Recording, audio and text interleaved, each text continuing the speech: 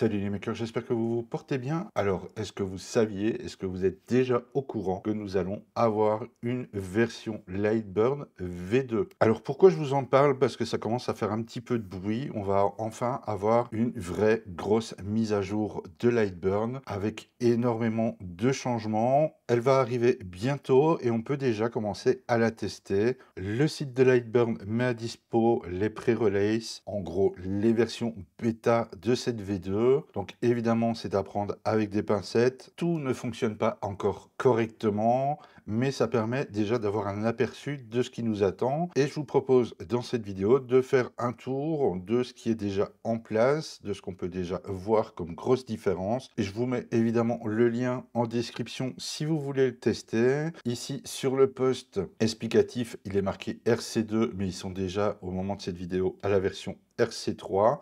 Avant de commencer, chose qui est plutôt importante à savoir, c'est que cette version 2, elle sera disponible pour Windows et macOS, mais il semblerait qu'ils vont abandonner le support pour Linux. Je vous ai mis ici à l'écran les deux versions de Lightburn, car oui, une bonne chose à savoir, c'est qu'on va pouvoir tester la version 2 de Lightburn sans écraser pour autant notre version actuelle. Alors moi, je suis en 1.7.06 pour la version stable. Elle va s'installer carrément dans un autre répertoire qui va s'appeler Lightburn Pre-Release. Vous vous retrouverez donc avec deux icônes, Lightburn normal et le Lightburn ici avec entre parenthèses Pre-Release de noter. Chose intéressante à savoir lors de l'installation, c'est qu'il va vous proposer de récupérer toutes les préférences de votre version stable pour l'intégrer directement dans la version 2, ce qui vous permet du coup de pouvoir intégrer directement les réglages de vos machines, vos bibliothèques, que ça soit images ou la bibliothèque de matériaux. Une des premières modifications qui a été effectuée se retrouve ici sur notre barre d'outils. Vous pouvez voir qu'elle est beaucoup plus légère sur la version 2. Il y a beaucoup moins d'icônes. La raison est plutôt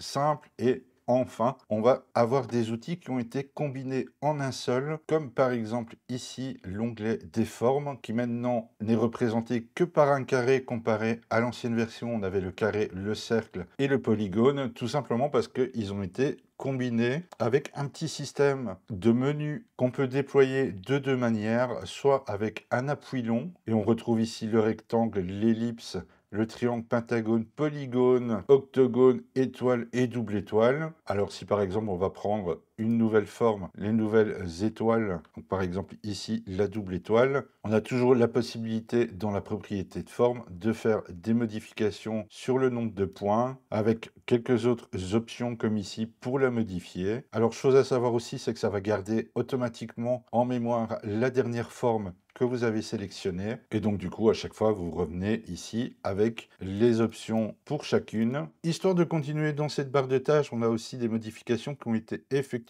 au niveau des nœuds. Dans la version stable, l'outil nœud était principalement utilisé grâce au raccourci clavier. Ici, maintenant, dans la version 2, on va avoir la même possibilité, c'est de toujours utiliser évidemment les raccourcis clavier. Mais en plus de ça, ils nous ont rajouté ici un petit menu avec des icônes pour, par exemple, rajouter des nœuds directement, de pouvoir les courber, de pouvoir, par exemple, supprimer des points, qui va du coup rendre le travail un petit peu plus intuitif. Nous avons ensuite encore une petite modification qui a été faite au niveau des outils Boolean qui se trouvent ici. Alors, je sais pas vous, mais moi, à chaque fois, j'avoue que je galère toujours un petit peu à savoir quel outil choisir. Il faut toujours revenir en arrière pour pouvoir annuler la modification. Dans la version 2, c'est quelque chose qui a été encore modifié pour faciliter son utilisation. Les menus ont été rassemblés ensemble et surtout on a cette fonction là qui est vraiment très pratique, c'est qu'on va pouvoir faire un aperçu de l'effet booléen qu'on va choisir. On a l'union classique, on a ici les deux boutons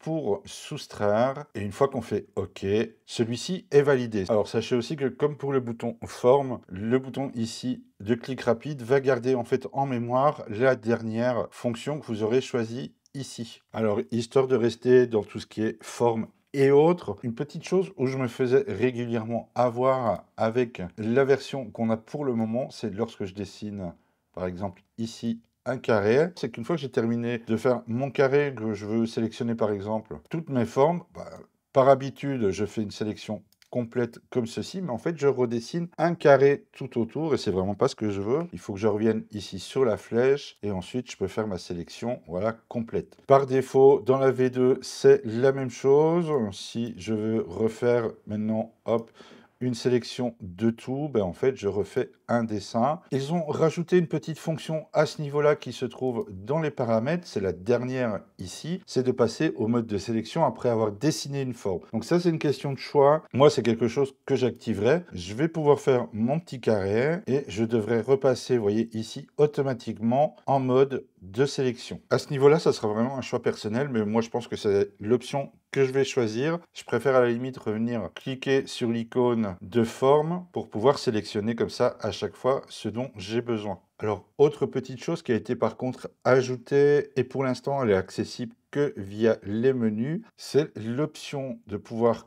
copier un objet ici, soit en créant une répétition en rectangle, soit en une répétition circulaire. C'est quelque chose que j'ai utilisé assez souvent pour créer du coup mes grilles de test. Alors cette option évidemment, encore une fois, c'est toujours valable dans la V2, mais ce qu'ils ont rajouté et ce qui est plutôt sympa, c'est maintenant, si on veut, faire la répétition d'un objet, mais selon un chemin. Alors pour ça, on va prendre ici par exemple le crayon, on va dessiner hop, comme ceci, vite fait, un chemin. Je vais prendre ma petite forme. Allez, on va prendre un petit triangle que je vais dessiner ici. Pour que ça fonctionne, il va falloir sélectionner votre triangle comme forme de départ. On vient sélectionner le chemin et dans disposer, on a donc les grilles de répétition, les répétitions circulaires et copier suivant le chemin, ce qui va nous permettre d'avoir ce genre d'effet sur nos copies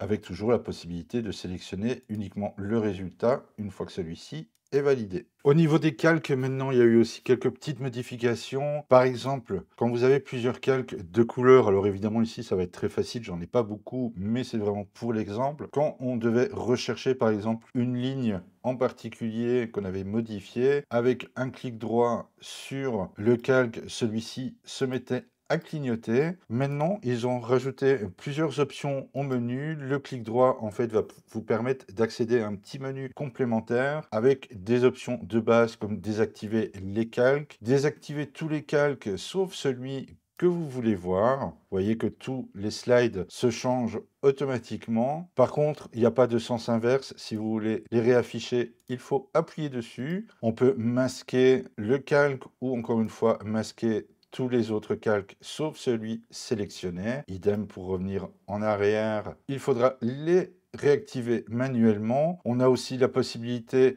de sélectionner toutes les formes du calque voulu. Comme ça, on peut les déplacer d'un coup.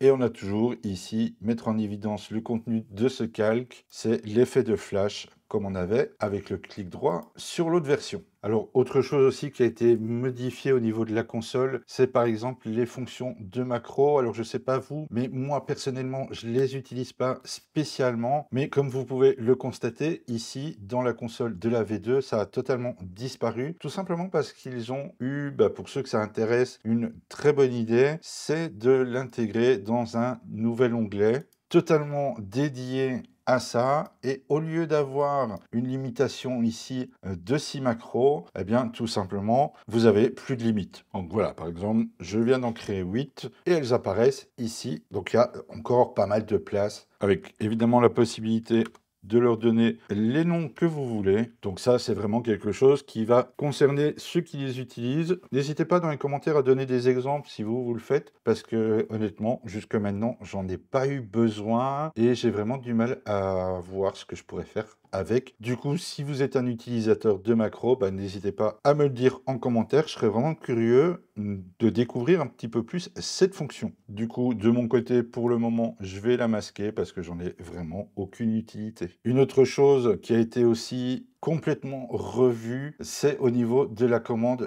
de caméra. Vous voyez déjà qu'ici, au niveau de l'interface, elle a légèrement changé. Il y a ici beaucoup plus d'options de réglage. Tout a été séparé. Alors, je ne sais pas si je peux l'afficher dans les deux en même temps, mais je ne pense pas. Non, il veut pas, donc je vais devoir passer d'une à l'autre. On reste évidemment sur le classique au niveau de la mise en superposition. Au niveau des décalages, eh bien, ça c'est une chose qui a été reprise automatiquement lors du transfert de préférence, ce qui est déjà pas mal. On a ici l'exposition. Alors à ce niveau-là, je remarque qu'il y a encore quelques petites choses qui n'ont pas l'air de se faire directement. Ça a l'air de bugger encore un petit peu, mais comme je vous l'ai dit, on est en version bêta. Donc comme ici, je clique sur le bouton auto, il n'a pas l'air de se réactiver.